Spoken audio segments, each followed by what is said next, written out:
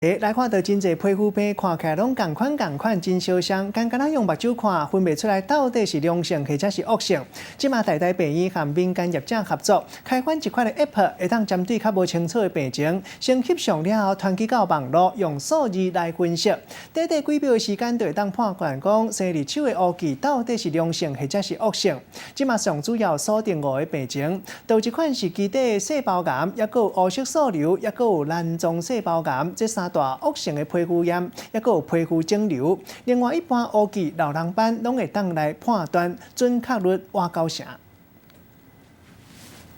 在我们的，它就在我们5大类里面。医生先用看的来做实诊，要来判断这个病症，再搁用翕相的来诊断看是毋是有准确。为着要增加皮肤病诊断的这个准确度，大病院和民间单位合作。先用 APP 针对这个病灶来甲翕相了后，再搁传去咧云端顶悬做大数据的分析。伫个短几秒内，就当知影分析这粒乌的痣到底是恶性的，还是良性的皮肤肿瘤。这个病人事实上是在我认为它是一个像痣一样的东西，不过他把它判定在 others， 就是刚刚我们说的其他类项。后来切片检查出来的结果，它确实是在 others， 也就是那是我的盲点。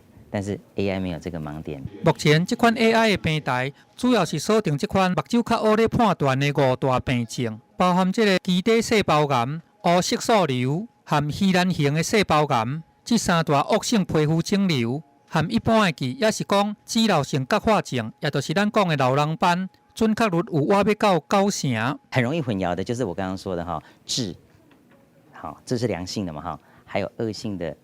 基底细胞癌，还有黑色素瘤，帮助你筛选哪些病人更需要去做切片，你就不会有这个该做没做，或者是不用做却跑去做的这个医疗浪费。即马这款 APP 已经伫个大病院的皮肤科咧做试验啊，希望会当减少医疗资源的浪费，嘛通互患者减一遍侵入式的切片医疗。医生和 AI 的技术做伙来做，嘛通互皮肤病判断更较准确。